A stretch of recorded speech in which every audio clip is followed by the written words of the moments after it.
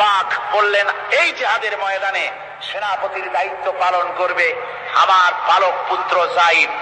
কোথায় তুমি? যায়েদ দাঁড়িয়ে গেলেন।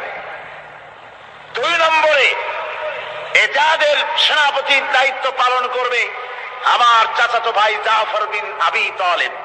কোথায়? দাঁড়িয়ে গেলেন।